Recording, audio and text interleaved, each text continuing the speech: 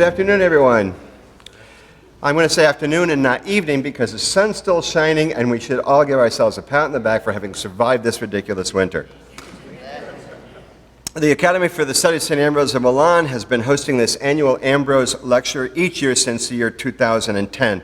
And we're pleased that you could all be here, and especially pleased to introduce to you Father George McDaniel, though to many of us, no such introduction is necessary because he's been around forever. But don't get your hopes up, I'm going to introduce him anyway. Father George McDaniel is a professor emeritus of history. He's been an integral part of the St. Ambrose University community since 1974. He studied at St. Ambrose, the Aquinas Institute of Theology in Dubuque, the Catholic University of America, and the University of Iowa.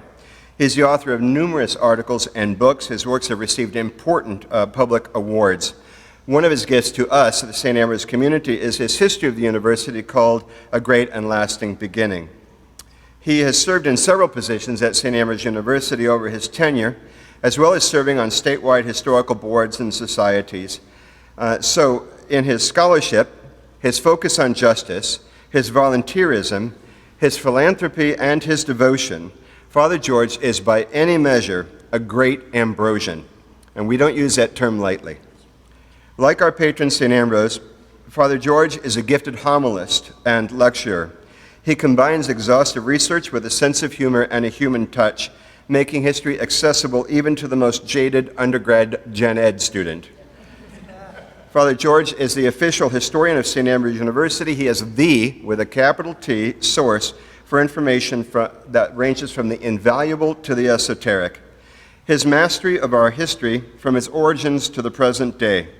And if this can be said with some delicacy, his long residence on campus, and that's literal, he lives on campus, makes him a captivating and interesting storyteller of the great characters of our past, not that he's one of them. Many of us look forward to his frequent Spirit Day messages that serve to remind us of our Ambrosian heritage. Combining his scholarship with his very Ambrosian generosity, Father George has guided this university in the restoration of the stained glass, including that one there, of the old chapel in Ambrose Hall, now Lewis Boardroom. A recently unveiled plaque in that room acknowledges his contributions, and it reads thus: Father George McDaniel's life and professional career epitomize what it means to be an Ambrosian. A graduate of St. Ambrose College in the class of 1966, a faithful priest, inspiring teacher, distinguished historian, loyal colleague, and true friend. His life's story is a part of St. Ambrose's history, and his life's work is enriching all Ambrosians. And he's not yet finished. We are grateful to him for the generosity of his time and his scholarship to present us with this year's Ambrose Lecture, an SAU history through its patron portraits. Please welcome Father George.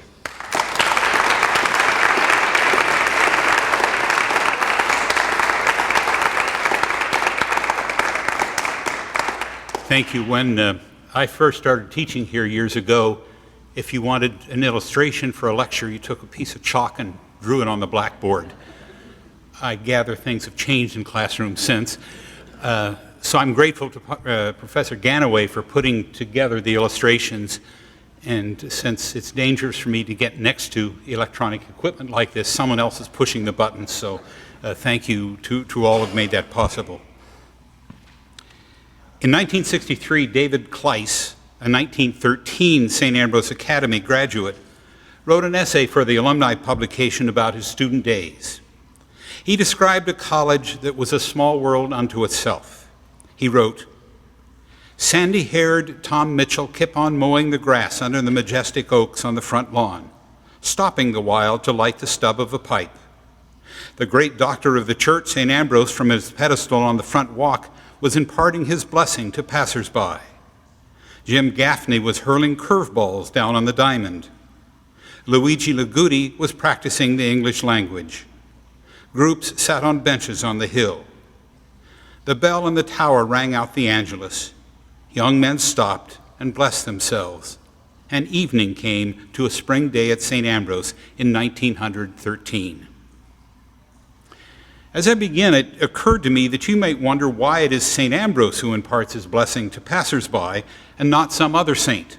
In other words, Why is our school named for St. Ambrose? As you know, we were founded by the first Bishop of Davenport, John McMullen. McMullen was a priest in Chicago, where he came to believe that education was the key for the future success of young Catholic boys, many of whom were immigrants or the sons of immigrants. Shortly after coming to Davenport in the summer of 1881, he traveled the breadth of his new diocese, from Davenport to Council Bluffs, the whole southern half of the state. At each stop, he would ask the local pastor about his Catholic school. If the pastor said he did not have a school, McMullen would urge him to open one. The next spring, McMullen took his own advice and began to plan to open a school in Davenport.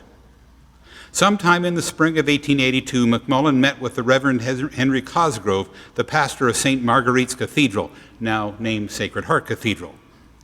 "Where shall we find a place to give a beginning to a college?" McMullen asked. Cosgrove's response was immediate. "Bishop, I will give you 2 rooms in my school building." "All right," McMullen said, "let us start at once." However, when the school opened on September 4th, 1882, McMullen was absent. He was in bad health. As it turned out, he had cancer, which would take his life the next summer. He had left Davenport in August, planning to sail to Europe to visit the spas as a source of healing. The day school opened, he was in New York, waiting for his ship to sail. However, he realized that an ocean voyage would be too much for him, so he stayed in the East and finally returned to Davenport at the end of September. In the meantime, Father Cosgrove, Father A.J. Schulte, the first president and one half of the faculty, and Mr. Joseph Halligan, the other half of the faculty, greeted the 33 sons of immigrants who came that first day. They had named the school St. John's College in honor of the bishop. But when McMullen returned, he objected, saying that while St. John's was a great apostle, he was not an educator. Since this would be an educational institution, McMullen said, "I think we shall call it St. Ambrose, for the 4th century bishop of Milan and doctor of the church, who McMullen viewed as an educator." Well, so far so good. But why did he choose St. Ambrose instead of another educator saint? McMullen had been born in Ireland, but when he was an infant, his family came to North America, first to Canada and eventually to Chicago. He had gone to Catholic schools in Chicago and had shown a great aptitude for study. He also wanted to be a priest, so in 1853, the Bishop of Chicago sent him to Rome to study at the Urban College of the Propaganda, which had been formed in 1627 to train priests to serve in missionary lands, which in the 19th century the United States was. His bishop had urged him to take advantage of the opportunities of living in Rome, and he urged him to study church history, which the bishop said was the indispensable key to the rest of his studies. And who can dispute that? He also urged McMullen to visit the Christian antiquities around Rome. McMullen said he found the Christian antiquities a fund of theological lore in the original expression of the early Christians. He used his research to write a major work that was reportedly a summary of the rites and institutions of the church. He was ordained a priest in 1858, and following his ordination, he stayed in Rome long enough to take his exams that would lead to the Doctor of Divinity degree. He brought the manuscript home with him, and it had a pride of place in the theological library he was putting together. Unfortunately, his library and the manuscript were lost in the Great Chicago Fire of 1871. Now, here is my speculation. I wonder if the major work on the rites of the church was a dissertation for his degree, and whether one of the rites he wrote about was the Ambrosian rite, a liturgy which has its roots in Ambrose's Milan. But if it was a dissertation, I wonder if it was filed in the library of the Urban College where he had studied. Some attempts have been made to find out, but so far without success. Still, I wonder if it is there, lurking on some shelf deep in the Pontifical College Library, which is now located on the Janiculum Hill next door to the North American College. And by the way, the coat of arms of the Urban College, McMullen's alma mater, features 3 Bs. Is that a sign? We may never know why McMullen chose St. Ambrose, but it has turned out to be an inspired choice. We have benefited from his patronage for 137 years. When I was beginning this research 15 or so years ago, I volunteered to make the sacrifice and go to Rome if the administration would fund the trip to do the research to find that dissertation. I estimated it would take probably about 6 months in Rome, but I was willing to do it. But the administration those days did not have imagination or a willingness to do things like that. Things have changed. But where do the bees come from? According to legend, a swarm of bees had settled on his face when Ambrose was an infant. The bees are often seen as a sign that Ambrose would become a great orator, whose words would be as sweet as honey. However, one biographer has noted that even if the legend is not true, nevertheless, bees are a propitious symbol suggesting community, diligence, selflessness, and of course, sweetness, characteristics which current-day Ambrosians could well emulate. A beehive and bees have become a common symbol for St. Ambrose University.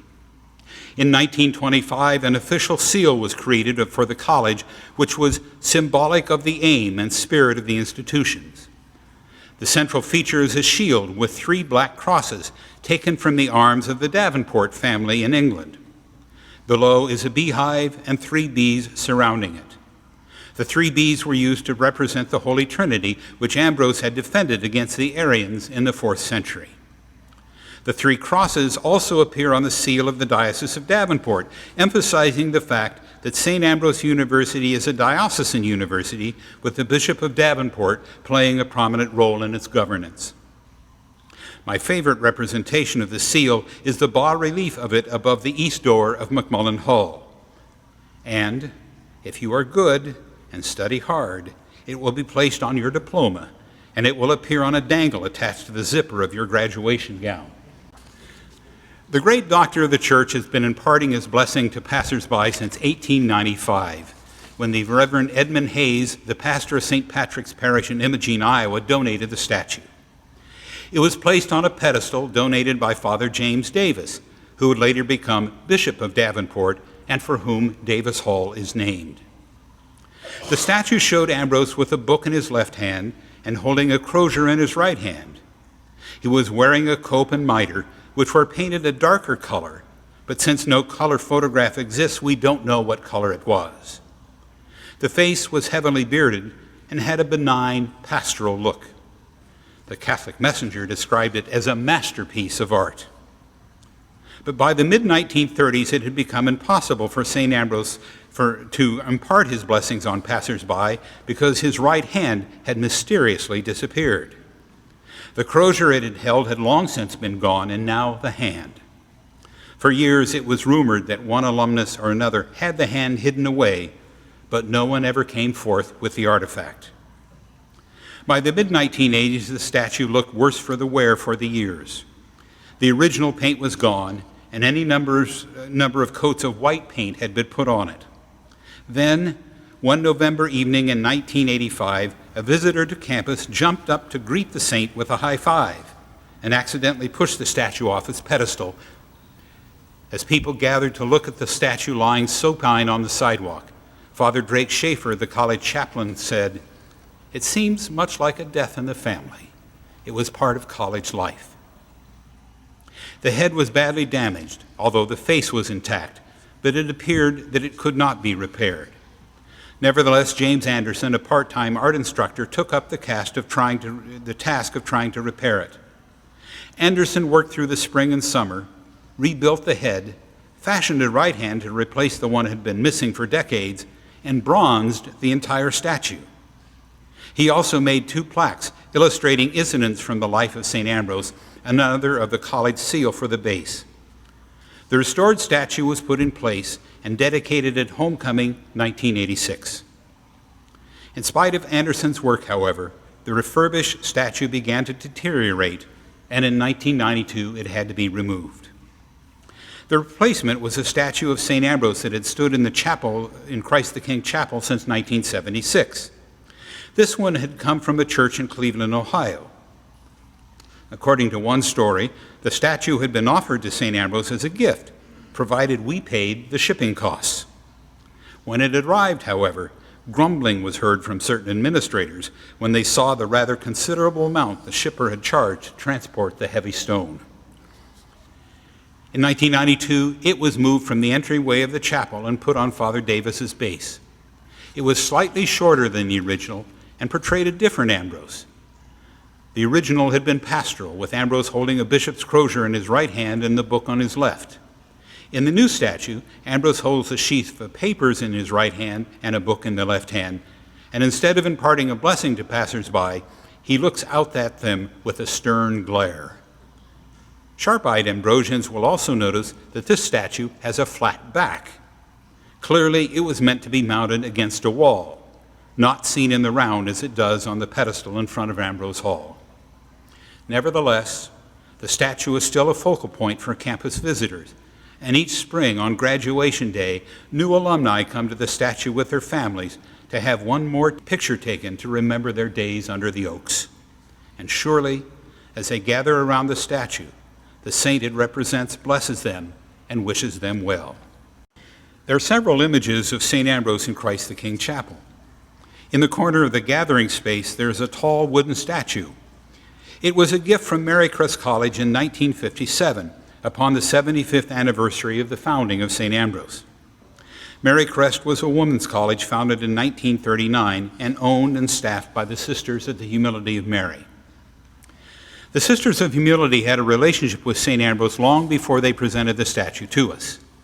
In 1887, when St. Ambrose began to accept boarding students, 3 Sisters of Humility came from their mother house in Ottumwa to provide housekeeping services to the students and faculty who lived on campus.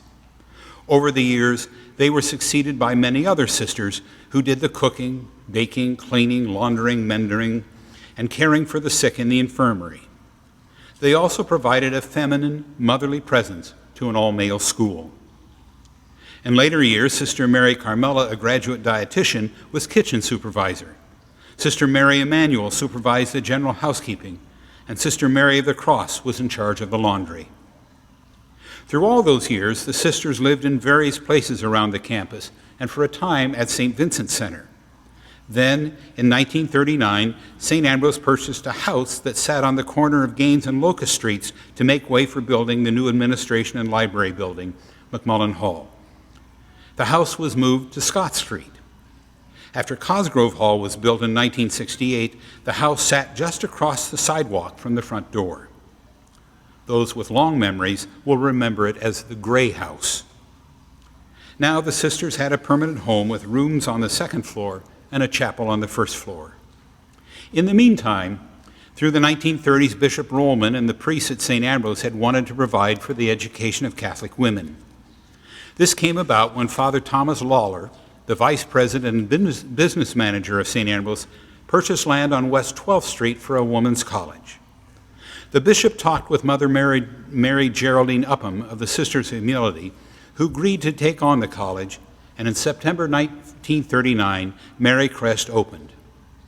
At first, it was a unit of St. Ambrose and received accreditation from St. Ambrose, and its graduates received St. Ambrose degrees. In 1954, the two colleges separated, and Marycrest sought its own accreditation from the North Central Association. But students from the two schools continued to participate in some joint activities, especially in music and the theater, and each was part of the social life of the other. In that spirit, and to commemorate St. Ambrose University, Mother Mary Geraldine, president of Marycrest, presented the statue. It was created by Sister Mary Clarice and Miss Donna Meyer of the Marycrest Art Department. It was carved from a solid log of walnut, and the artist said, "This is not St. Ambrose. It is an image in wood to suggest the saint, and to suggest the saint, a structural form with dynamic rhythm in a modified spiral is used." An article about the statue in the Ambrose alumnus said, "The saintly character of St. Ambrose is suggested by an elongated figure with a thin face. To show manly strength of character, they exaggerated the size of the hands and retained the rough surface texture left by the chisel. To suggest the gift of persuasive oratory for which St. Ambrose was known, they used the gesture of one arm and hand above the head and the diagonal active line of the other arm with the hand grasping the edge of the robe." For years, The statue stood in a window well of the reading room on the second floor of the library in McMullen Hall. When the library was moved to the building on the east side of campus, the statue was placed in storage until it was moved into the new gathering space of the renovated chapel in 2007. On the west wall of the gathering space is a picture that includes an image of St. Ambrose. My colleague, the late Richard Geiger, joined the St. Ambrose history faculty in 1962 and taught until his retirement in 2001. He taught almost every period of history, but especially was medieval and Renaissance history. In the year 2000, he asked art professor Tom Chateau to paint a picture of the Seat of Wisdom, a traditional image of Mary teaching Jesus. Following the tradition of artists, patrons in past generations, Richard provided the names of 6 saints who were important to him. Chateau used Richard's list, and following another old artistic tradition, he selected individuals from Richard's life to stand in for the saints. So we have Saint Richard of Chichester, the 14th century bishop of Chichester, who is appropriately represented by his patron, Richard Geiger. Saint Elmer of Sherborne, a late 7th century abbot of Malmesbury and the first bishop of Chichester, commemorates Richard's middle name. St. Elmer is represented by Father Ed Dunn, longtime member of the theology faculty. Professor Geiger and Father Dunn collaborated in teaching the history of Christianity. St. Francis Solanus, a mid-16th century Spanish Franciscan who became a missionary to South America, is the patron saint of Richard's home parish in Quincy, Illinois. St. Francis is represented by Father Edward Kaddish, the legendary artist and calligrapher, and a teacher and colleague of Tom Chateau.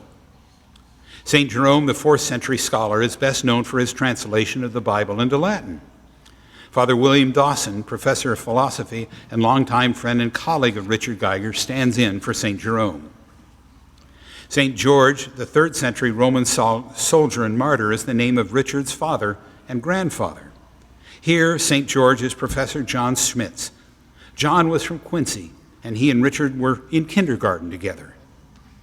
St. Ambrose, the 4th century bishop of Milan and the patron saint of our university, is represented by Dr. Ed Rogalski, former longtime president of St. Ambrose University. Early in the process, Chateau posed his daughter Susie and her 4-year-old son Eli as Mary and Jesus. He decided to portray them as Shawnee Native Americans in a tribute to his own background. Tom's paternal grandmother was a full-blooded member of the Shawnee tribe in Oklahoma. He was proud of that, and he made sure all his children had tribal membership. Chateau did preliminary sketches and drawings, began an overall design, and did some of the work. But the project languished until 2010 when, like artists of the period Richard studied, Chateau enlisted students, in this case his daughters Katie and Terry and former daughter-in-law Rachel, to come to his studio and help him complete the project. When he saw the finished work, Richard was thrilled and invited friends to his house to view it. It was always his intention that the work be given to the university, and so now it hangs in the gathering space of the chapel. As one enters the chapel, in a niche on the east wall opposite the baptismal font, there is a slate image of St. Ambrose. Created in 1962 by Father Edward Kaddish for an exhibition at the Catholic Art Association meeting, the image originally hung in the priest's dining room in Cosgrove Hall. When Christ the King Chapel was renovated in 2006, the image was moved to the chapel. Father Kaddish believed religious art should reflect the time and place of the viewer. This would allow the viewer to relate more closely to the subject of his work. So in this slate, Kaddish portrays a young Ambrose, which was meant to connect the students at St. Ambrose University with their patron. The beehive Ambrose holds signals a different interpretation other than the omen of honeyed speech. In a sense, it represents current-day Ambrosians whom Ambrose holds in his hand and under his protection. And by the way, his use of current images can be seen in the Stations of the Cross around here, which are a little dated. He did them in the 1950s. Thus, you have Jesus falling, and there's a press photographer, which, of course, did not happen 2,000 years ago. And the images of the judges of Jesus are college professors. When Christ the King Chapel was built in 1953, The T.C. Esser Company of Milwaukee was hired to construct the windows based on designs by Anton Wendling, a professor at the University of Aachen. As you enter the chapel from the gathering space, the first two windows on your right have symbols representing the Eucharist. Before the renovation of the chapel in 2006, this was the area of the sanctuary and altar, which stood just a bit this side of the baptismal font that's there now. These two windows had been installed in time for the dedication of the new chapel in December 1953. The remaining windows were installed over the next few years, the last in 1959. Those windows honor the Blessed Mother, Pope St. Pius X, way down at the end, and on the east wall behind the music area, over here, two windows represent the professions, which are a development of the liberal arts education, which is the foundation of St. Ambrose University. Priest, doctor, lawyer, engineer, teacher, business person, farmer, scientist, scholar, artist, musician, and dramatist. The fourth window from the back, the one right behind me, is dedicated to St. Ambrose of Milan. The window features symbols to represent various aspects of the life of our patron saint. The first symbol from the top represents St. Ambrose's influence on liturgy and the music of the church. Ambrose is credited with the introduction of antiphonal singing into the West, which was later refined by St. Gregory in the form of Gregorian chant. Ambrose also wrote poetry, which became hymns. Some still exist in older compositions, but a few years ago, Professor Geiger commissioned Professor William Campbell to compose new settings for these Ambrosian hymns. An earlier version of one of Ambrose's hymns, Splendor Paternae Gloriae, O Splendor of God's Glory Bright, was used for a number of years at the blessing of the beginning of the school year and other similar events.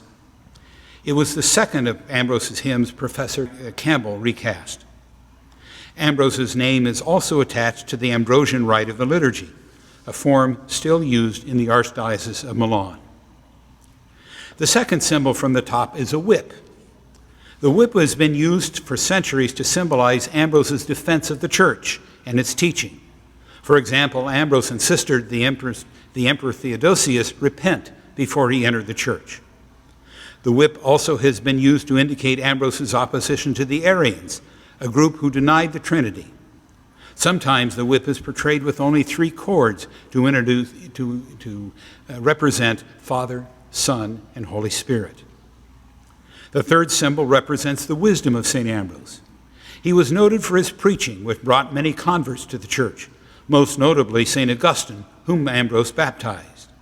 He wrote commentaries on the Scripture, exegetical works, and had a wide correspondence with other leaders of his time. Many of his writings have been collected and are available to us today. The fourth symbol is a mitre indicating his role as Bishop of Milan. In 373, the See of Milan became open when the Arian bishop died, and there was a contentious struggle between the Arians, who denied the divinity of Jesus and thus the Trinity, and the Nicene Catholics, who accepted the Creed of Nicaea, which we still proclaim at Sunday Mass. At the time, Ambrose was the Roman governor of Milan, and one day when there was a great public controversy over the issue, Ambrose appeared to quell the disturbance. Seeing him there, a small boy yelled, "Ambrose for bishop!" and the crowd took up the cheer. But Ambrose was not yet a baptized Christian. So in quick order, he was baptized, confirmed, ordained a priest, and then ordained a bishop. The paperwork must have been awful. The fifth symbol represents Ambrose as a doctor of the church. This is a title given to Catholic scholars and teachers who have had a particular influence on the life and theology of the church. Although those theologians had long been recognized for their contributions, the custom of declaring them doctors of the church began in 1298, when Ambrose, along with Augustine, St. Gregory the Great, and St. Jerome, were the first 4 to receive the title.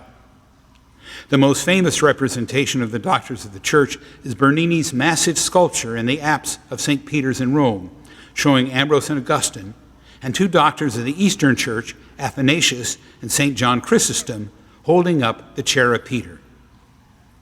And the last symbol on the window is the arms of the university, which features a beehive and 3 bees, which I have already discussed. Now, let us move to Ambrose Hall. In 1902, the second addition to the original Ambrose Hall was built on the west end of the building. The new space served many needs of the growing college, and chief among those needs was a new chapel. Our patron was commemorated in two ways in the chapel. For many years, there was a statue of St. Ambrose in the front of the chapel. There are no pictures that I could find of it, and it was probably no different from similar statues of other saints. However, when the old chapel was renovated decades ago, that statue and other statues disappeared. The other Ambrose image is the colored glass window on the west side of the south wall. It was a gift of Mrs. Mary McDonough, the mother of the Reverend William McDonough, an 1889 graduate who had died in 1899, the first priest alumnus to die. At the time of his death, he was the pastor of the parish in Valley Junction, Iowa, which we now call West Des Moines. Mrs. McDonough was the first housekeeper at St. Ambrose and was well known among the early alumni. On the day the chapel was dedicated, Archbishop Joseph Kane of Dubuque preached the sermon, using the relationship between Ambrose and Augustine, teacher and student, to address the congregation. His words, recorded in the Catholic Messenger, pair well with the Ambrose in stained glass, with his soft features, book and crozier, and a gesture of blessing. Archbishop Kane explained that Ambrose had taught Augustine, as one must listen to one's intellect and to one's heart, that it is through both of them that one finds wisdom. Thus, in the chapel, illumined by the light streaming through the image of the saint, the Archbishop said the students can hold a silent conversation with God and ask for that light of love and beg St. Ambrose to teach them the lesson he taught St. Augustine, the lesson of love. Here in this chapel, the Archbishop went on, may the spirit of St. Ambrose always be cultivated, and may the blessings that come from heaven through his Spirit be cultivated in this house of prayer. 6 years after the chapel was dedicated, a third addition was added on the east side of Ambrose Hall. When that portion of the building was built in 1908, the space in the ground floor of the northeast corner contained the gymnasium. Then, after the construction of the new gym in LeClaire Hall a few years later, that space was used for shop classes for the academy students. And when the academy closed in 1959, the space was once again remodeled to become a new beehive. The first beehive, which opened in 1948, was in the basement of the Library Administration Building, now McMullen Hall. This space provided a social gathering location for the expanding campus. Reportedly, up to 90 patrons could gather there. But as the campus continued to grow, more social space was needed. So in 1961, the new beehive opened. The two-story room had a balcony on the south side with a curved stairway leading down to the ground floor. At the bottom of the stairs was a circular pit lined with couches to encourage conversation. To carry the beehive theme, on the outside in front of the large windows was a two-story wall constructed with concrete blocks shaped to make the wall to appear to be a large hive. That wall was taken down a number of years ago. The entryway has an image of St. Ambrose carved into the stone by Father Kaddish. Similar to the slate image here in the chapel, this shows Ambrose holding a crozier and a beehive. Kaddish included 3 bees next to St. Ambrose as a reference to the Trinity, and 7 stars refer to the 7 sacraments. Our last stop is the library. The current St. Ambrose Library was built in 1996. The architect wanted to suggest an Italian building as might be seen in Ambrose's city of Milan. As originally designed, the 6 openings along the front had flat tops. When the design was in progress, I had recently been in Milan and visited the Basilica of St. Ambrose and had taken a number of photos. This watercolor image is by Father Kaddish, and he was done in 1936. It shows the Basilica, which was originally a church built by Ambrose himself and consecrated in the year 386. This 11th, 12th century construction stands on the foundations of that original church. It was this church which Ambrose had designated as his burial place. His remains, along with those of the 2 martyrs which he discovered in Milan, Gervase and Protase, can be seen today in the crypt below the altar. As you can see in the Kaddish watercolor, the openings have rounded tops.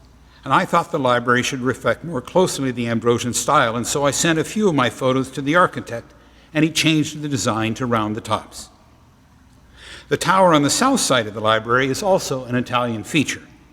However, it is not a campanile with bells to call students to prayer or study. It is a fire escape.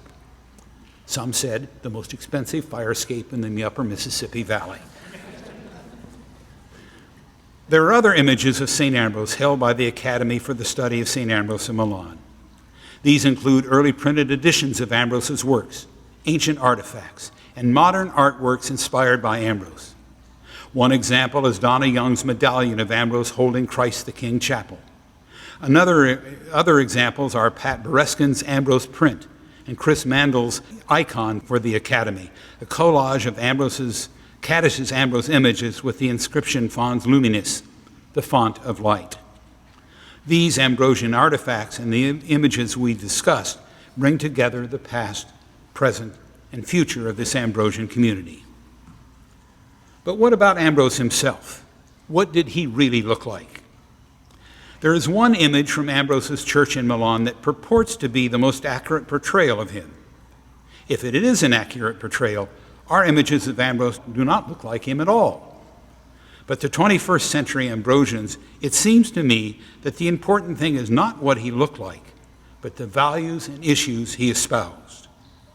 Our images of Ambrose should bring those values to mind: the defense of faith and religion, his strength and determination in the face of adversity, his compassion for the poor, his scholarship and eloquent presentation of that scholarship, his use of music to praise God, and don't forget the industry and determination of those bees. This year, the academic theme at St. Ambrose is visual narratives, which we take to mean storytelling through images. If our Ambrose images help us to tell the story of those Ambrosian values, then Ambrose of Milan continues to be the educator Bishop McMullen said he was. Thank you.